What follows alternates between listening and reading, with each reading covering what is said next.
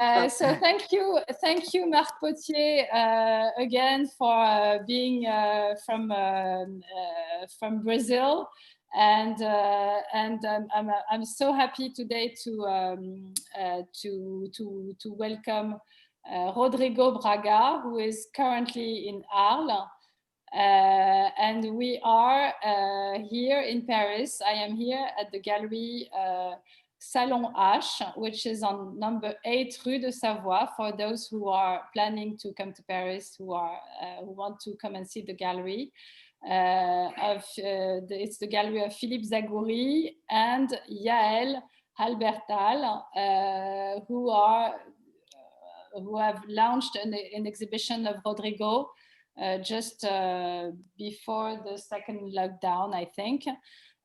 So Marc, we all know you, and since you're a curator, and you are also a writer, and you wrote the book Made by Brazilians, edition Enrico Navarra, and you have interviewed more than 230 people representing the world of contemporary Brazilian arts.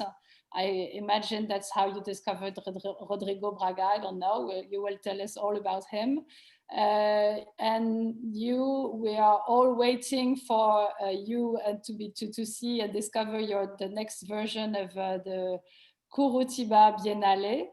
And Rodrigo, I'm not going to introduce you. I remember that this fantastic installation that you made between Palais de Tokyo and Musée d'Art Moderne de la Ville de Paris I think it was for the Nuit Blanche in 2016. And so Marc is going to introduce you, present your work, and then we're going to present a small film of the exhibition here at the gallery in Paris, so that you will be able to see it better than if we move around with our phones. And there's also a small presentation that we're going to share. I have shared my screen, so Marc, you can go. Thank you so much, Anne-Pierre. So just also to say to all the people present on this webinar that at the end of last year, Anne-Pierre and the BNC Club has been opening a Brazilian window on the site. And then we have already some articles on the Brazilian situation and on some Brazilian artists. And of course, for people after this webinar, if you want to refresh and to know a little bit more, you have an article on the BNC Art Club on Rodrigo Braga. Rodrigo Braga is an amazing artist that we are going to discover today all together. He was born in 1976 in Manaus, and at the big, let's say into the Amazonian forest. Is the son of researchers and pioneers of the ecological world, and nature has naturally become his workshop. He has been engaged for 2 decades with the idea of forces that unite or oppose man to nature, and is not shy, and we are going to see it today, from addressing the animality that one can find in each of us. We are going to see that his work is mostly linked to photographies, but also performances. And of course, as Anne-Pierre, you have been mentioning, amazing installations. We are going to review his work from now, and step by step, we are going to go behind to the beginning of his work, and we are going to finish this webinar with a quite strong question that we have been putting into the end of this webinar on purpose, and you will understand why. And I think it's going to be a nice way of you to react to his presentation. But I would love Rodrigo Braga to to present himself now and to speak about his statement and this relationship I was talking about with nature and the way he has been working on that from the beginning until today. Thank you so much, Marc Pottier, really for the invitation, and Anne-Pierre, BNC Art Club for the space. And of course, a special thanks to Philippe and EIL for opening this exhibition with my recent works in Paris at Galeries Salon. Well, yes, I confess I'm a little nervous now, but it's funny. Yes, it's a bit funny. But bon, we are talking from so many different places, and I think I should say something about my formation, my culture, the place that I came from in Brazil, especially at the beginning, before my career. I had many experiences in different places in Brazil. As Marc told you, I was born in Amazon, in Manaus, which is the biggest city in Brazilian Amazon. It's a really big city, like 2 million people, but it's really in the middle of the forest. But I was born there because my parents, as researchers, biologists, and researchers from environment, they were there to make the master for ecology, etc. So me and my sister, we were born there. My sister also became an ecologist, and she works with environment, but I didn't. Actually, my work, whole of my work is touched by that, because by influence of my parents, of course. But then I moved as a little kid to Recife, which is the northeast coast of Brazil, a city very hot. The weather there is really, it's close to the equator line, so also as in Amazon, so the weather doesn't change so much. So not only the weather is hot, but the people is hot. I mean, we have a culture so specific that we deal so much with this hotness of the environment, and also the dealing with people. It's a bit different of the south of Brazil or São Paulo and Rio de Janeiro. But then later, as an artist, I moved to Rio de Janeiro, where I was during 8 years before coming to Paris and now Arles. Oh, well, But how do you define yourself as an artist? Yeah, thank you. But everything is to tell you that I have influences of these kinds of environments. So when I start as an artist, I start drawing by the science books of my parents, and also by the walkings I used to do with them, or even the influences of laboratory. I started to draw and make sculptures, and also play with natural elements. So when I became an artist, it was almost natural for me that it appears in my work, actually. So my definition as an artist is an artist that thinks the world by this lens, which is the lens of little scientist and artist. So I'm really touched about the process that the men used to do with nature, specifically trying to controlling the nature. So sometimes my works comes by an angustia, feeling a bit bad, sometimes bad, of the relationship between men and nature, you know. So I'm someone in the world that thinks by the lens of art and science, but with the uncomfortment to be someone in the world with this process, man and nature, basically. So you also are like near some political situation, and this is maybe what we are going to see in this exhibition at the Salon H. Maybe, Anne-Pierre, you could launch the little video, and Rodrigo and I, we shall present a little bit this exhibition. I think, Marc, it's you have the video. I have the PDF. I have the big presentation. Rodrigo, you have the video?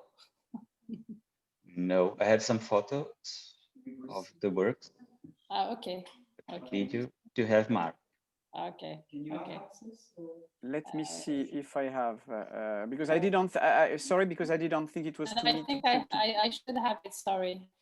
Apparently I remember. No, this is.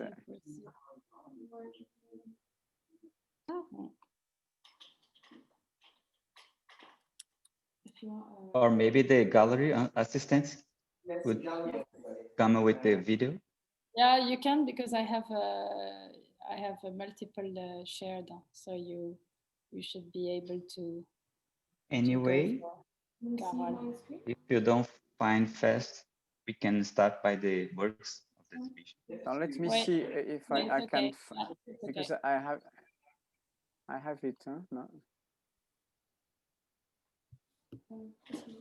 Ouais, on voit. Tu peux y aller. So you have it? Here we are in Paris, we can all dream of la rue de Savoie. Wherever we are in the world, in London and Rio, and so here's the gallery. So excellent. So Rodrigo, you have been mentioning one day, despite the dust that obscures our gaze, there is always something to come. And we can say that this exhibition at Salon H, it's following the one you had in Rio de Janeiro in 2018 at Anita Schwarz. And at that time, the exhibition was named the ISIS, I made a bad translation, sorry about this, ISIS Pact of Earth. And so this new exhibition shows how you keep going thinking in a world that is, you say, is regressing and shake both Brazil and the art world. But you see a fragile possible hope, and this is what is Omniscient Stone Eggs speaks about in this exhibition. So could you please tell us a little bit about this link between the ISIS Pact of Earth and the egg that sees, that one can see now at the Salon H? Yes. Well, when I moved to Paris, when I left Brazil, I was really touched by a feeling really bad of the heavy politics situation in Brazil, and also the environment in the world. And I was really thinking that we are coming to the end of our presence in the world, and then I started to think in a way of oppositions very clear between like I created a metaphor between the black and white and the left and right, which is basically the extreme opposite that is now in the society, and we feel it a lot in Brazil. So I think I mixed a little bit more than before my feeling with the feeling of the government and the political situation with the far right administration now in Brazil, and also the burning of the forests, all those kinds of things, and the bad treatment with the people, the citizens in Brazil, especially made by a very complex social situation, especially poor and rich. So I started to, maybe I can start to show some images. Yeah, video finished it. And Pierre, do you have the presentation? Yeah, I have. Yeah, you have the. Yeah, that's okay, good. I have. Yes, I exactly. start. Okay.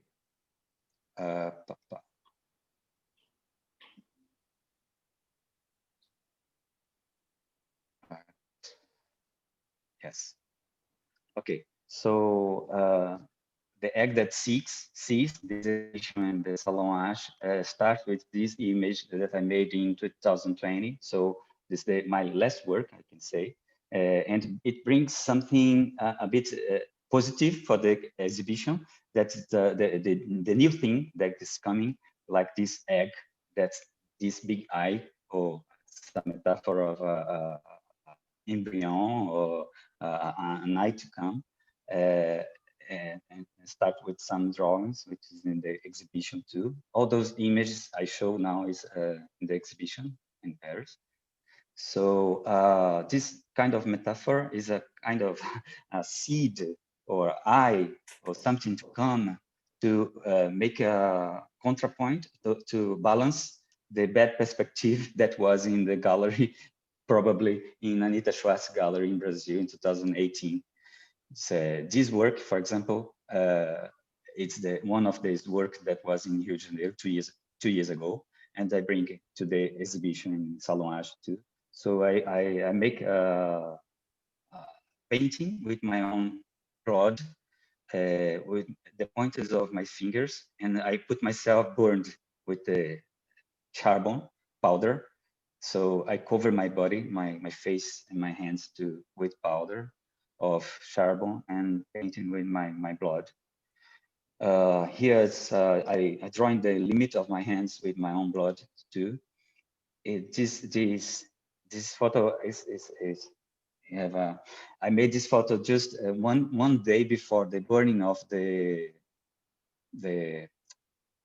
uh, museum in Brazil, the historical museum in Brazil. Yes. The National Museum. The National Museum. National Museum, sorry. Yes, that's it. In Brazil, I made it like 24 hours before. I made this image, and it was in the gallery. Which was an imperial palace with a huge collection, a little Louvre of Rio de Janeiro. Yeah. And yeah, this theory you made in Brazil, or you were I in made Brazil? in Brazil. Okay. I made in Brazil 1 month before coming to Paris. So, and it's just a powder of charcoal, or is it paint, or do you cover your body? It's just a powder. Powder. It's just a powder of charcoal with the ink. It's not ink. It's my blood. Yeah. That I previously take from my veins. Yeah. Okay. Yeah. Yes. I previous take from my hand, from my body, and to paint. Here I made in Portugal in 2019. So it comes these little stones, white stones in the burning field, like starting this maybe this symbol of a seed, of an egg, of an eye. Because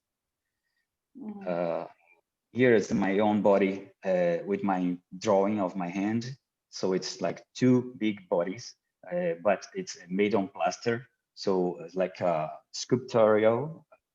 It's a mix in between photograph, drawings, and sculpture, and performance too. And performance. So my whole of my works, my work is made around many techniques, many medias. So it's an example of mixing everything. So it's could be a sleeping body or a dead body, or a simple stone man in some way. So here, white is not a symbol of purity, or is it because there's some kind of opposition between black and white and yin and yang in your work? Is it? Yeah. But yes, but maybe we can see purity in black too. There are 2 really opposite situations. The black and white, they are almost pure. We don't have we don't have the gray, for example. We don't have. I didn't mix the 2 colors. They appear separately. For example, here it's a charbon and the gypsite. It's a stone of gypsite that gives the gypsite processed, makes the plaster. So I have lime painting, also lime, which it comes from a stone. So there are all those metaphors between stone, the body, human body, the flesh, and also the vegetation burned. Here it's like a stone in my own hand. It's very strong too. I made two small sculptures, one in wood that I burned, so it's in charbon, and my own body, my own hand in a plaster too. Yeah, here is I shaved my head to make a comparison of my own body with the stones, and once more separate. You shaved your head only for the purpose of the photography, or, yes, or it was a performance as well? Yes, only. Only for this purpose. Yeah. Actually, I don't use to make a performance for an audience, for in public, in a gallery. I never did it. Normally, I make a small performance for the camera. And we shall see in other pieces that you is making a lot of performances into the nature, and of course, you know, the photography are like the best memory of what he has been doing without any public. Oops. Yes. Yeah, you put you put your own body at risk with the elements. Yes, I really like to be involved with the nature. Normally, I do it by myself, alone. I go with my camera, tripod, some blocks to take notes, my pencils, and I stay at least 1 month normally when I decide to make an incursion and make something. I can say I did it many times in Amazon, but I did in northeast of Brazil, even at the coast or in the inside of the country, and the countryside that is very dry, very stone, etc. Or I did it in the forest, Tijuca forest in Rio de Janeiro, but I also walk around the world. So when I started to go out of Brazil, this is what we are going to see now. Can we put the images? Yeah. My presentation. Yeah. Always better to show it, but actually now we are going back to Paris, because of course you have a long relationship with France. You have been showing in Aix-en-Provence, you have been showing at Paris Photo, but you had in 2016 Inland Sea at Palais de Tokyo. It was inaugurated during the Nuit Blanche, and you have taken over the piece of the basin of water, which is between the Musée d'Art Moderne de la Ville de Paris et le Palais de Tokyo. It was a huge installation with 45 large limestones that you have been selecting, including some encrusted fossils. What we see is this is the project you have been presenting for the project. Yes, exactly. So everything starts on these little shells that I found everywhere in Paris. It's funny that not even everyone can see it, but it's everywhere in Paris, in the biggest city in France, actually.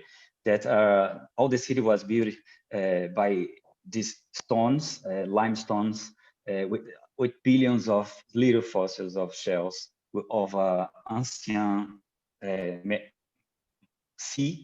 ancient sea that was the center of Paris, actually. Prehistoric sea. Prehistoric. Yeah. So we speak about 45 million years ago. Yeah.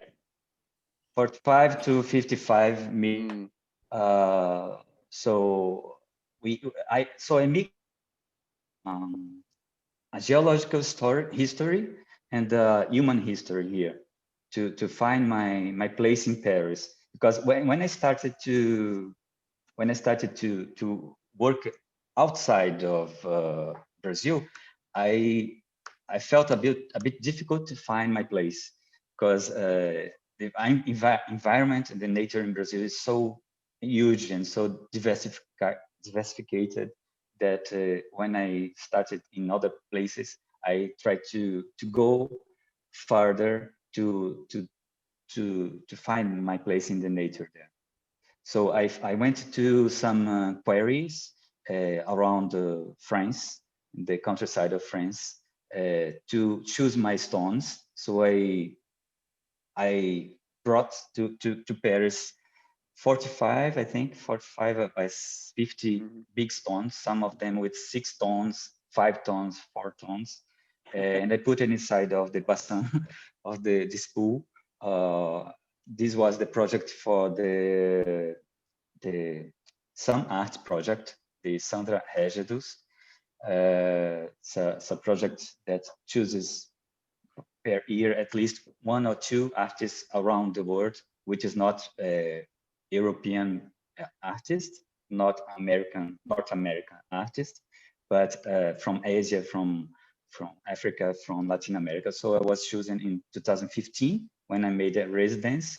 This is the project, yes. And I made the exhibition 1 year later because it was really complex, the montage and the idea. I made 8 projects to at the end reach the final project and start. So tell me, Rodrigo, what this piece still exists? No, as some other big installations that I did before, everything back to the nature, go back to the nature. So it's impossible to have a storage for those kinds of pieces. Actually, these pieces are these works. It's a site-specific work, so it makes sense inside the place. It makes sense there, but not dismounted like that. So this is the process. Very quickly, the montage process, and then with the water. And it was there during 3 months. It was open in the Nuit Blanche 2016. So it was really beautiful. Rodrigo, you were a resident of some art project for a long time to organize this this installation. Yes, normally the residency is not so long, but I asked for 1 year more because it was really complex. I have to back the year after 2016. So I was resident from some art projects, but it was longer than I expected. And Rodrigo, where did you pick up these stones exactly? From Nancy. From around Nancy. The quarries around Nancy.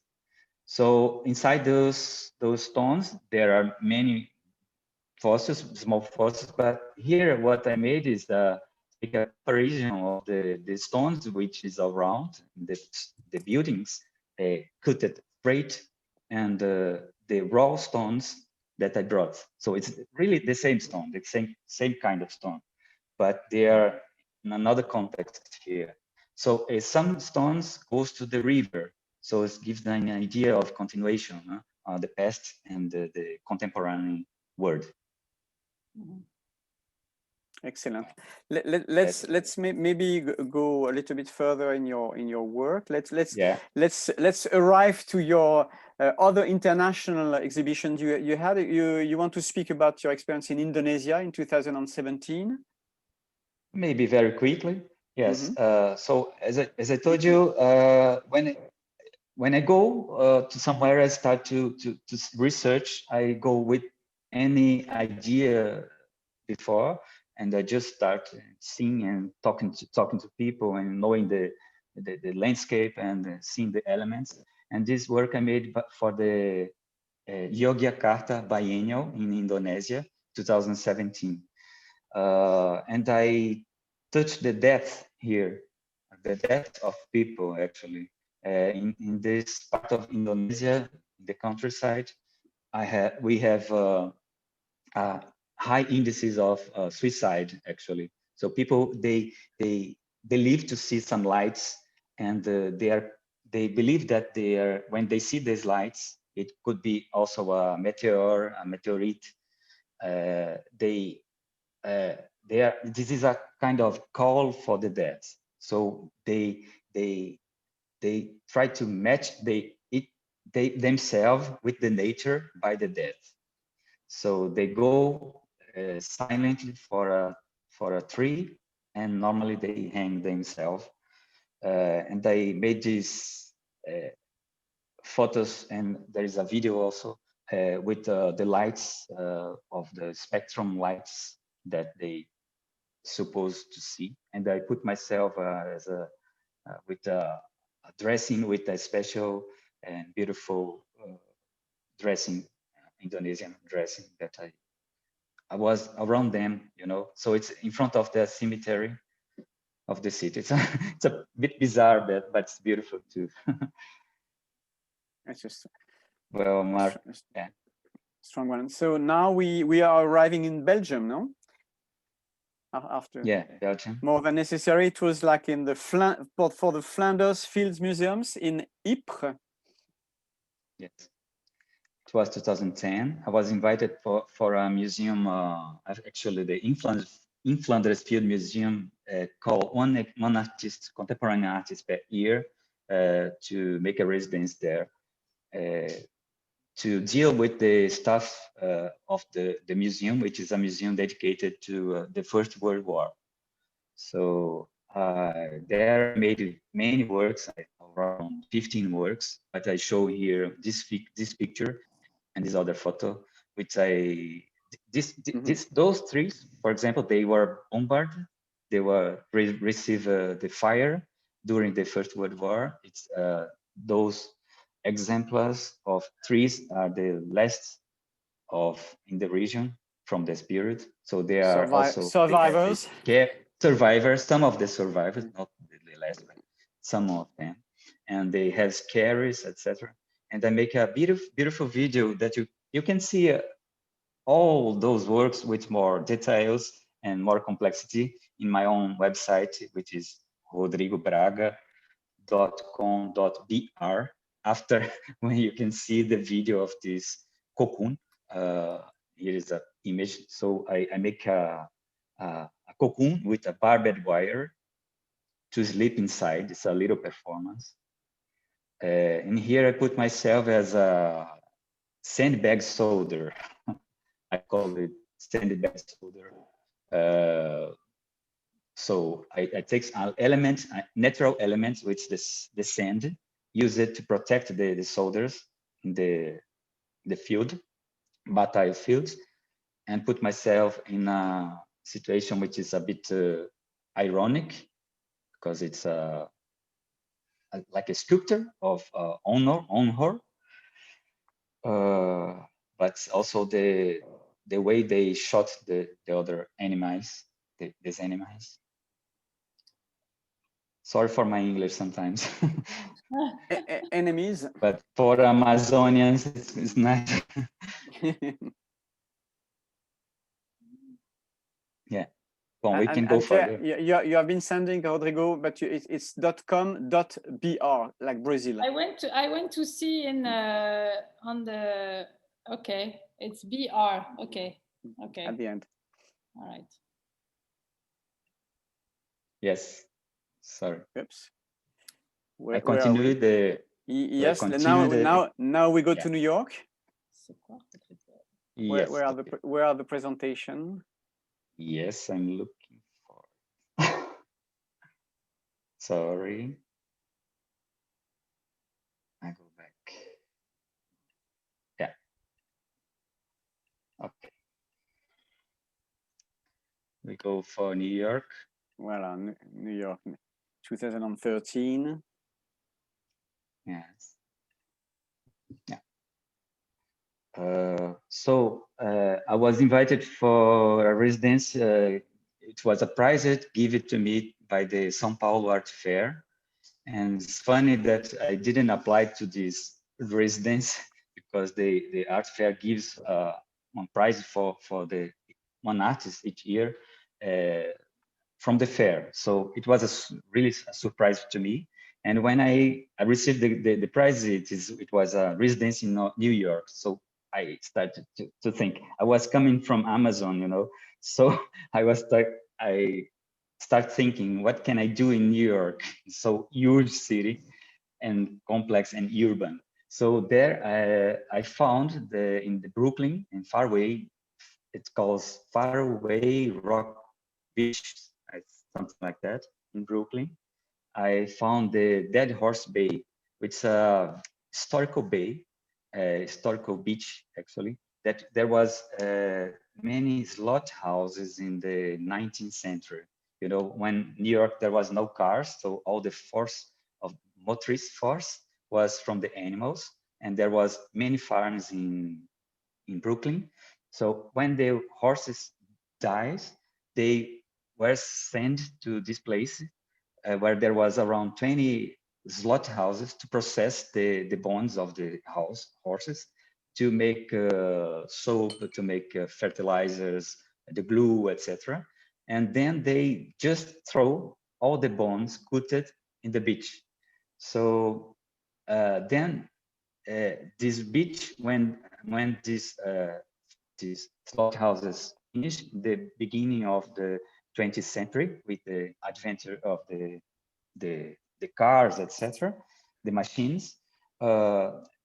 This beach also received a lot of garbage. The trash of New York was to this beach, so it's also called the bottle beach.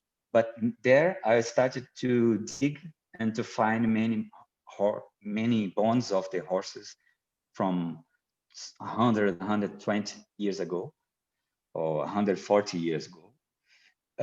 So I collected, I cleaned off them, and I made an installation in Residence Unlimited Gallery in New York with all those bones. Here's a detail. So I just put the name of the work, the same name of the bay, which is strong enough to say something. So it's once more the process that we see between man and nature. The use of the other animals by the mans, and how we treat this, how at the end everything goes to the garbage, or everything all those animals, parts and of animals go to the sea, actually back to the nature by the force of the mans. So there are, I make a reconstitution of a leg of a horse, very crafty. Yeah. Great piece. So, well,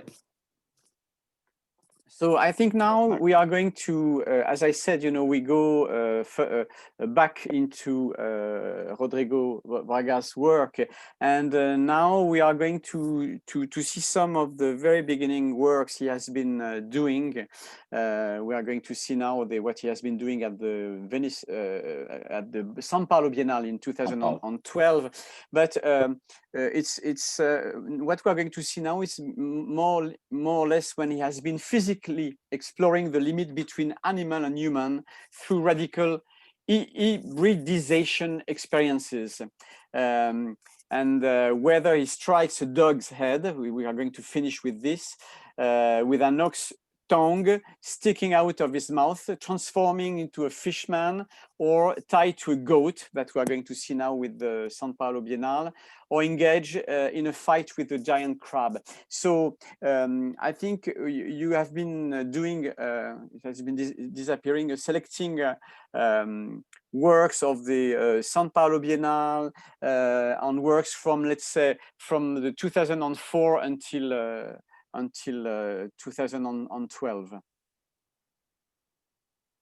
Yes, so I selected this video of, it was, as Marc said, in São Paulo Biennial in 2012. It was, as I shown in the previous image, it was an installation actually. It's 3-channel video. Here it brings just 1-channel video just to show it to you, because I cannot show in 3 screens at the same time.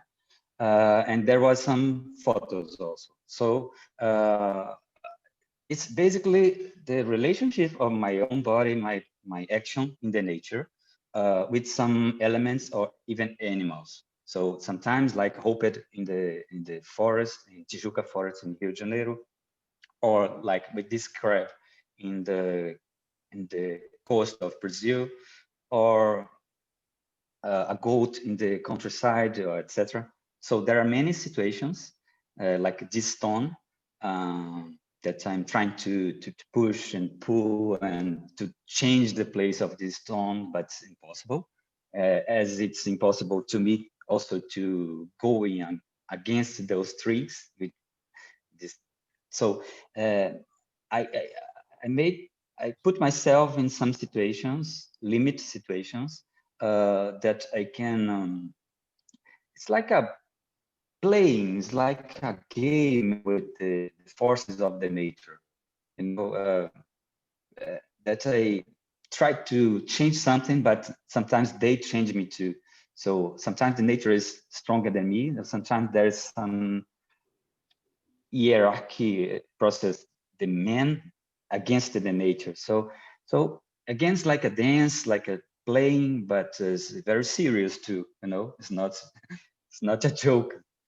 Yeah, a So, frontal confrontation that you do with nature. Confrontation.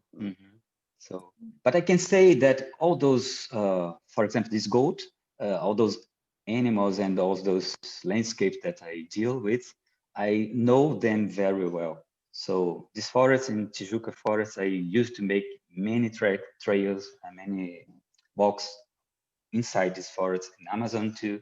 So this animal, this goat, I grew this goat during months in the countryside of Brazil. So he was like a dog for me. So, and the goat is an animal really strong, even stronger than me, because I hurted myself a lot and nothing happened to the animal.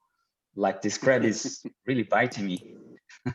And really, so it's something that we can question sometimes, the hierarchy process of the means to the nature, but we know, I know at least that nature is really strong, and we gonna pass, we're gonna finish with this world, and they will still there.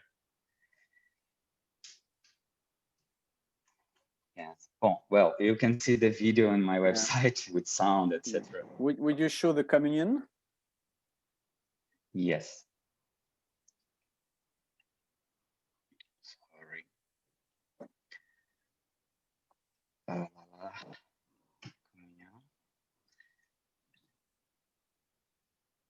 Okay. Can you see my screen? No. Now, no. No? No. Not no. I'm gonna change. It's a bit complicated. Yeah. Okay.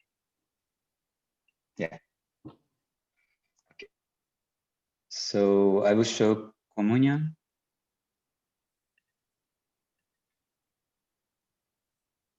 So we keep going on seeing your relationship with animals. You have to, yeah, okay. Yeah, now it's going to light up. Yeah. Okay. Right. Yeah. Okay. So communion, it's a work in 2006. Actually, I did in Recife, my city where I lived in northeast of Brazil. And it's funny because when I did this image, that I actually it's a triptycho, so 3 images. I've never left this place. So I was born in Manaus, but then I moved to Recife, northeast, and I never travel. I never took a plane before, for example. I never been in São Paulo, for example. I never been around outside of my country, for example.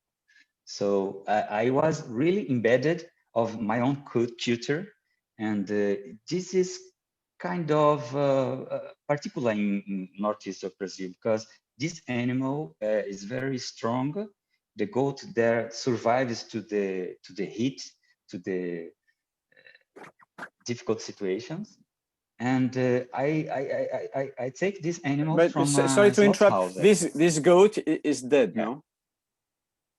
It's dead. It's dead. I took this animal from a slaughterhouse simply. Yeah, from the which is very different from the situation we have seen at the São Paulo Bienal, where you had like this sort of like a relationship with the goat and trying to survive with him linked. Here, it's a dead animal. Mm-hmm. Yeah. So at this period, 2000, especially in 2004 to 2008, I've worked with some animals, and most of them dead. So there is a link between death and life here, obviously, and also the environment around. So you can see a kind of circle here. I'm inside of the earth with the dead animal. I'm live, the animal is dead. But we are surrounded by this mud, with the water, with the green outside, with the leaves, with the vegetation. So when I start to think this work, I also always think about the rain, about the bird, well, it's difficult to me to speak. To find the right words, but yes, really, it's really emotional work when I did. I didn't expect it that much with this work. I knew that I was making something strong, but I was not worried about the reading of people, you know. So I was really inside my place, doing what I like, etc. So when this work hit the São Paulo and other countries, it was really surprising to me. Well, maybe I can explain then with some questions. Would be better. Yeah, after. So show us now the your self-portrait with the elements of nature. Like this? Yeah, exactly. Yes, I call it on the Salon pleasure. Yeah. Oh, sorry. That's it, Marc? Yes. You want to see? Yeah. Okay. This work, for example, I shown in Paris Photo in 2005. So there was 15 years ago, I was showing this work in Paris for the first time. My first apparition in Paris. So it was also my first travel outside Brazil, my first travel to Europe. So it was funny because when I showed this work in Paris Photo, I heard from some people, well, your work is so Brazilian. And I start to think, what is that? Because for me, it's so normal, it's so common to think like that I didn't realize at that time that my work was so Brazilian. But actually, there are many links with my own culture. Also, the culture of the people, you know, the carnival, etc. The way of we move with our body in the world, the way that we speak to people, the way that we make relationships, actually, you know. So the same for this series, this on the cynical compassion, 2005-7. That I just went around my house, close to my house, to the open fair, and I bought those pieces that they used to sell to people to eat, and I put my own body in relationship with these elements, maybe trying to give in against part of this life, or for those dead animals. So there are many mutilations of those animals, and I put it around my own body, like to say, to care about them also, you know, maybe, or to give functionality, maybe back the functionality. Well. And what is interesting, I think, is that now we are like in 2005, 2007. We have seen some pieces around these years, and today, I think this is a subject which is so much obvious, and I think the relationship we have with the man with nature, man with animals, man with the forest, you know, this is so much a subject of today, and I think this was a very good intuition that today, you had at the time. Yeah, but actually, when my parents, they started to talk about that in the 70s, when I was born, actually, it was uncommon in the world. All the talks about environment and the way we see today, it's completely different. So when I grew up around this, I went to many places with a lot of environmental people, ecologists, you know, to many meetings of ecologists when I was a kid. So I start to hear about that. So, but I'm not actually an ecologist, because I know that my works bring something chaotical around that. I know that I'm not really defending something, but I'm talking about something. I'm bringing the problems of this relationship. This is something I wanted to ask you. You know, in many articles, the word shaman is arriving when one speak about you. How do you feel with this? Well, it's nice to see. When I read your text, Marc, and you mentioned shaman, I was thinking about that, because I'm obviously I'm not literally a shaman. I will show myself.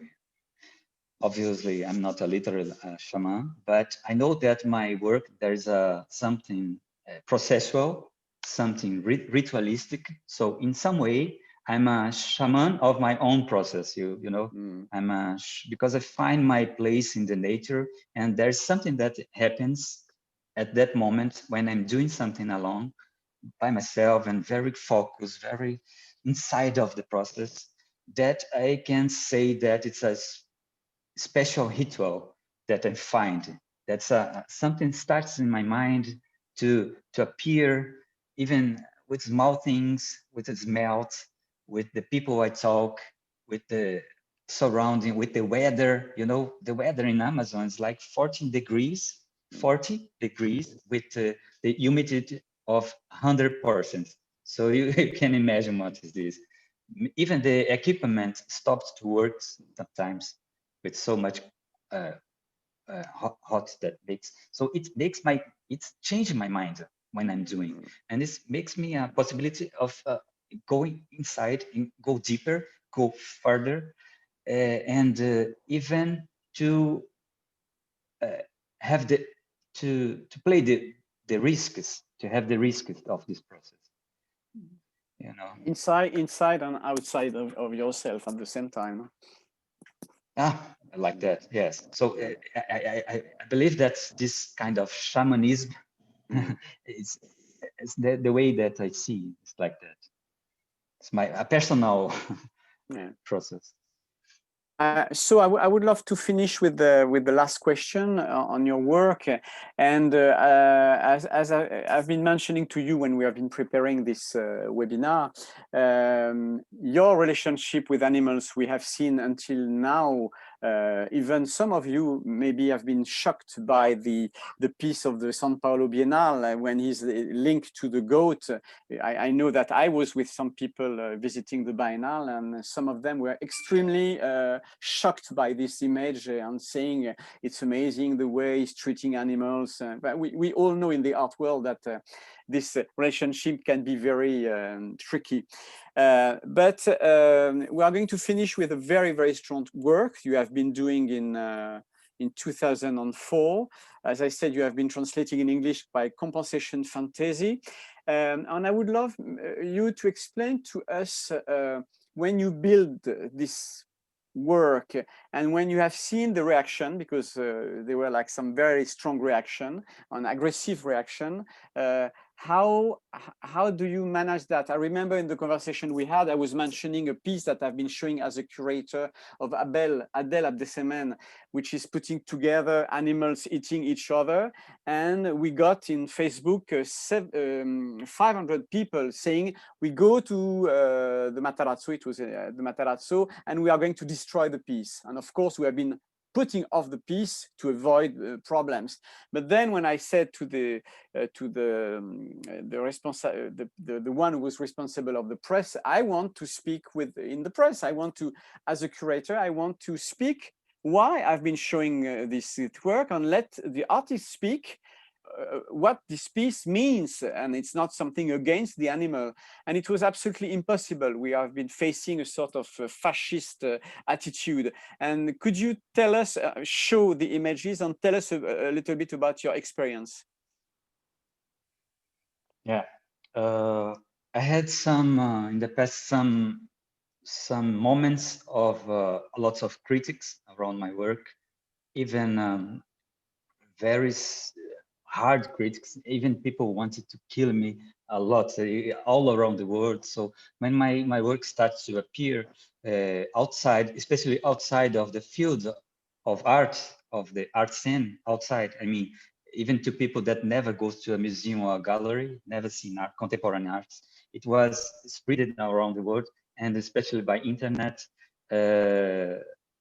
My pieces call this attention, but also it brings a lot of discussion, not only inside the art world, but outside. So I think that sometimes my work is a vector, it's a chance to people to discuss something which is around them and they don't see. Even we all the time, it's so easy to say that everyone loves nature and no one wants to make something bad to the nature, but everyone does it every day. You know, me, I do. Everyone does something with bad to the nature every day. We know that.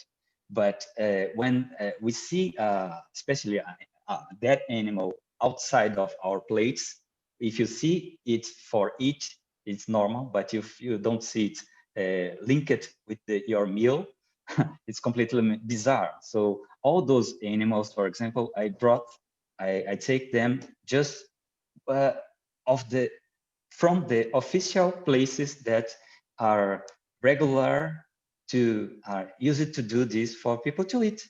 So it's a supermarket, an open fair, it's a slaughterhouse, it's a, something like that, but it exists in the world. So I was then, after 20 years of work, I realized now that my work, I can answer better you now, Marc, the first question in the beginning. I realize now that my work is basically a kind of contrast, a kind of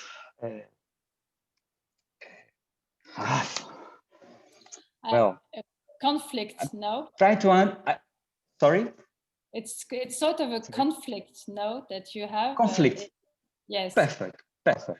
Perfect. And I'm part of this conflict. Everyone is part of this conflict. And then I have a lot of doubt about this. I'm afraid of the time. I'm afraid of that, the finish of humanity. I'm afraid about that. So when I started to work with those animals, part of animals that I simply saw it in the market, like a piece of flesh, I start to think about our use of this nature, you know. So even in that period, I stopped eating meat completely. When I started doing those works, that since 15 years I don't eat meat anymore. So and sometimes I used to eat fish, and so it's funny that because the last 7 years I was doing some work with fish.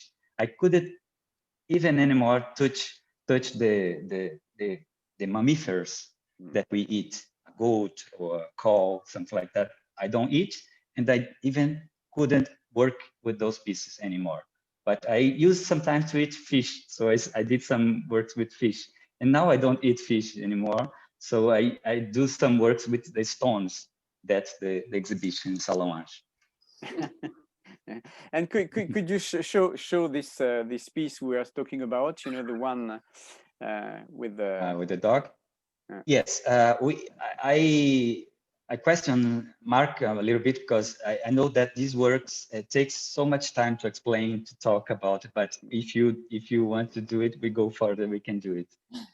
Already. Sorry. What do you think, Anne-Pierre?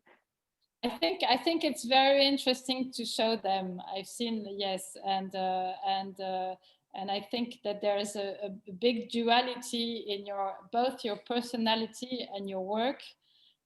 because Yeah. you profoundly respect nature and animals and environment, and you seem to be very sweet and and profoundly nice personality.